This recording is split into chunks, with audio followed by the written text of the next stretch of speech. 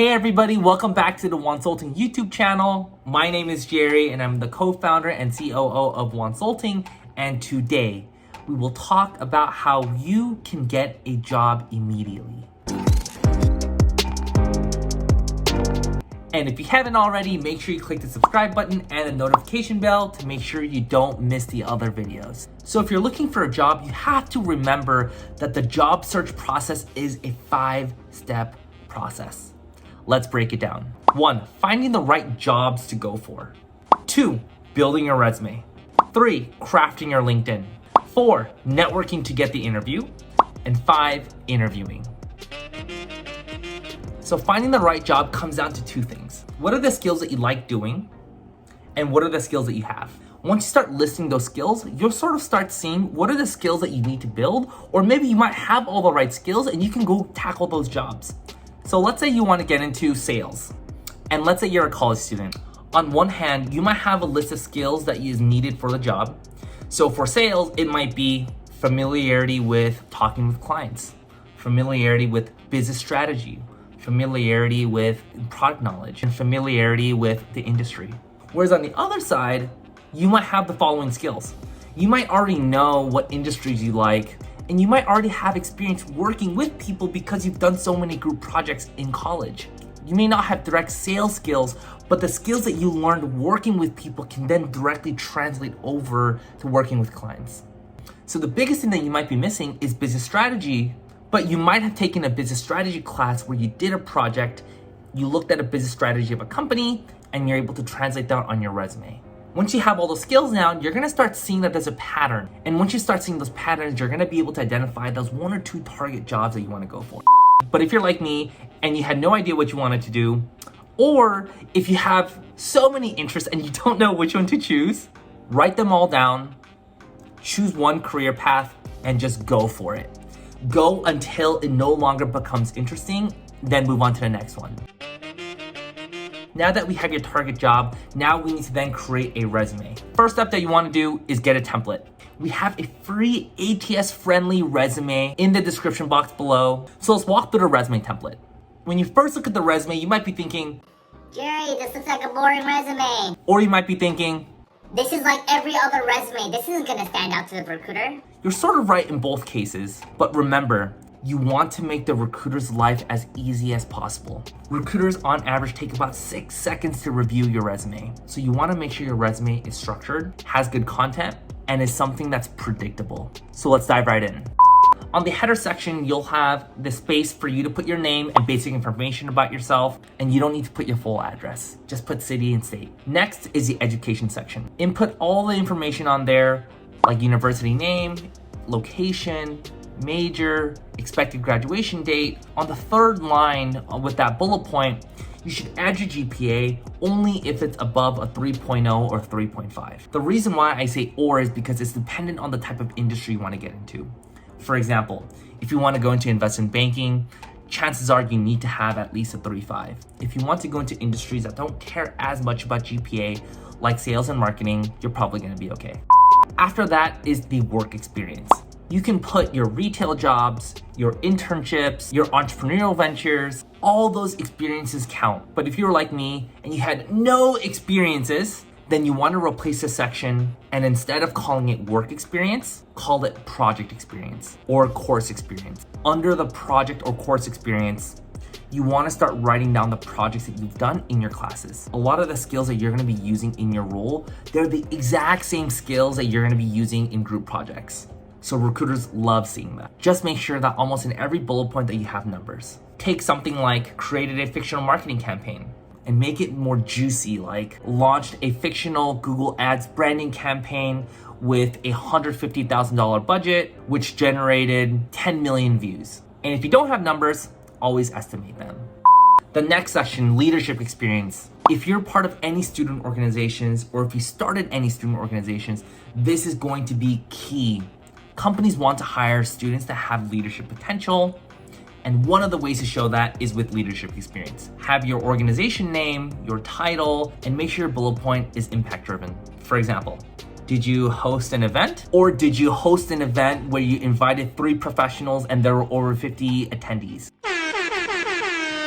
The last section there is a small section for your technical skills as well as your interests. Play around with the font size, play around with the margin, just make sure that your resume is one page. Boom! Now we got a resume. Step 3, your LinkedIn profile. Now, if you've been following along so far, this part's going to be the easiest. If you don't have a LinkedIn profile, create one. It should take you less than 5 minutes. After you created one, make sure you look up Wendy Javier. The link to the profile is in the description box below. Because once you have this profile, this is all you need. When you look through her profile, all you need to do is copy and paste and replace it with your own information. But to give you a quick rundown of what you need to know, make sure you have a cover photo. This cover photo could be a city skyline. It could be your name. Whatever it is, just make sure it's clean and that you have one. Next is your profile photo. Just make sure it's a clear headshot. Underneath your name, you'll see a headline. If you're a current student, make sure you write that you're a current student. For example, 4th year marketing student at Babson College, line, and then you can write aspiring X, aspiring marketer, aspiring product manager. The reason why is because you want university recruiters to know that you are a student and that you have a focus for the career that you want to go into. Next is the about section. Just make sure it's short, crisp, no more than 2 or 3 lines per section, and you're good to go. In your featured section, you don't need a resume. The goal of your LinkedIn profile is you want the recruiter to message you. In your experience section, this is where you can write all your previous work experience, your organization experience, your school experience. Just make sure in each description is relatively short, no more than 5 to 7 lines. Then you have your quick education section, and that's it. Because next, you're gonna be using that LinkedIn profile to start networking. Now that you have a beautiful resume and LinkedIn profile, now we're ready to go and network. Okay, so go onto the LinkedIn search, type in your college. For example, we're gonna use Babson College, my alma mater. Once you search Babson College, you're gonna come onto a school page. You wanna click the alumni tab. Once you click the alumni tab, you're gonna now see where all your college alumni work at. For example, when you look at Babson Colleges, you see that people work at PwC, EY, IBM, Amazon, Accenture, Google. Let's say that we want to work at Amazon. You want to click Amazon, and once you do, you're now going to see all the alumni of your school who work at Amazon. You want to go onto their profile, click the connect button, and you want to send a templated message like this, and rinse and repeat. The hope here is that you hop on a call with an alumni, they give you insights about the role, and if you vibe, they're going to get you that referral. So the way to ask for a referral is you want to say, thank you so much for your time. What's the best way for me to get my foot in the door? And if they tell you, hey, send me your resume, perfect, you did the best job.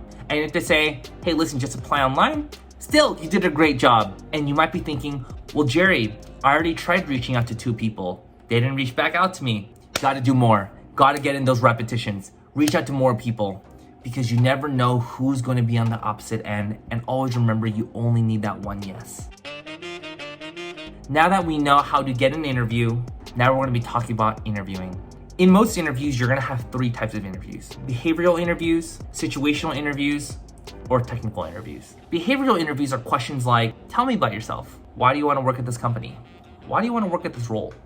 I almost guarantee you will get asked at least one of those 3 questions, if not all 3. So make sure you're prepared for those questions. The other behavioral questions that you want to be expecting are, tell me about a time when, and you want to prepare for those by looking at the job description, getting those responsibilities, and thinking to yourself, tell me about a time when you had to work across functions. And if you can think of an answer, perfecto. And if you can't, that's your homework. The second kind of questions that you'll get are situational kind of questions. And this is very popular in big tech companies, and they're designed to test to make sure you know your stuff. A question might be like, imagine you're in this marketing role today, and you were tasked with helping launch this new product feature.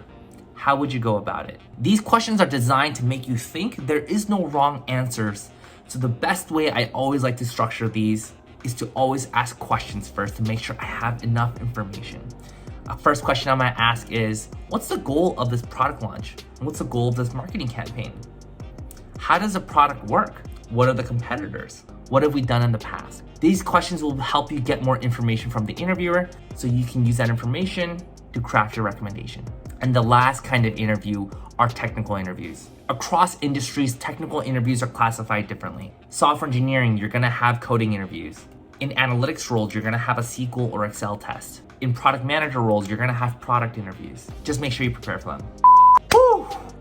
We've gone through all 5 steps. To quickly recap, the first step is to narrow down 1 or 2 target jobs that you wanna go for. This is going to influence everything else that you're gonna do in the latter 4 steps. The second step is to create a resume.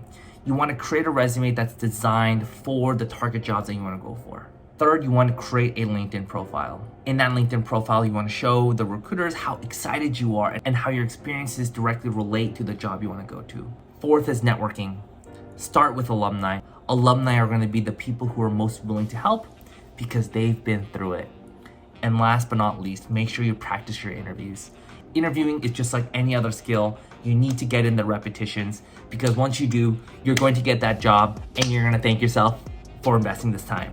Thank you so much for tuning in. If you found this helpful, make sure you click the subscribe button, make sure you click the notification bell, and until next time, peace!